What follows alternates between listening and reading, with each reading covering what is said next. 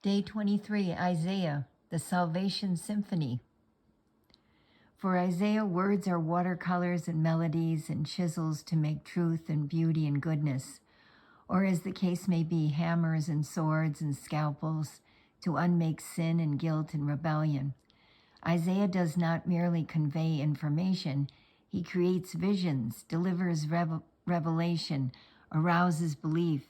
He is a poet in the most fundamental sense, a maker, making God present and that presence urgent. Isaiah is the supreme poet-prophet to come out of the Hebrew people. Isaiah is a large presence in the lives of people who live by faith in God, who submit themselves to being shaped by the Word of God and are on the lookout for the holy. The holy, the characteristic name for God in Isaiah, is the holy. As we read this large and comprehensive gathering of messages that were preached to the ancient people of Israel, we find ourselves immersed in both the presence and the action of the holy. By working justice, God of the angel armies will be a mountain. By working righteousness, God, holy God, will show what holy is. Isaiah 5:16. The more hours we spend pondering the words of Isaiah, the more the word holy changes in our understanding. If holy was ever a pious pastel-tinted word in our vocabularies, the Isaiah preaching quickly turns it into something blazing. Holiness is the most attractive quality, the most intense experience we ever get of sheer life, authentic, first-hand living, not life looked at and enjoyed from a distance. We find ourselves in on the operations of God himself, not talking about them or reading about them. Holiness is a furnace that transforms the men and women who enter it. So who among us can survive this firestorm? Who of us can get out of this purge with our lives?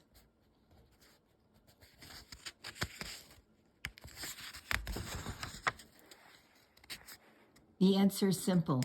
Live right, speak the truth, despise exploitation, refuse bribes, reject violence, avoid evil amusements. This is how you raise your standard of living, a safe and stable way to live, a nourishing, satisfying way to live. Isaiah 33:14-16. Holy, holy, holy is not needlepoint. It is the banner of a revolution, the revolution. The book of Isaiah is expansive, dealing with virtually everything that is involved in being, the people of God on this planet Earth. The impressive art of Isaiah involves taking the stuff of our ordinary and often disappointing human experience and showing us how it is the very stuff that God uses to create and save and give hope. As this vast panorama opens up before us, it turns out that nothing is unusable by God. He uses everything and everybody as material for his work, which is the remaking of the mess we have made of our lives. Count on it. Everyone who had it in for you will end up out in the cold, real losers. Those who worked against you will end up empty-handed, nothing to show for their lives. When you go out looking for your old adversaries, you won't find them. Not a trace of your old enemies, not even a memory. That's right, because I, your God, have a firm grip on you, and I'm not letting go. I'm telling you, don't panic. I'm right here to help you. Isaiah 41:11-13. Symphony is a term many find useful to capture the fusion of simplicity and complexity presented in the book of Isaiah. The major thrust is clearly God's work of salvation. The Salvation Symphony, the name Isaiah means God saves. The prominent themes repeated and developed throughout this vast symphonic work are judgment, comfort, and hope.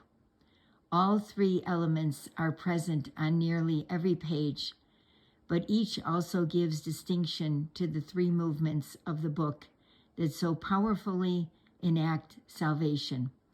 Messages of judgment, chapters 1 to 39. Messages of comfort, chapters 40 to 55. And messages of hope, chapters 56 to 66.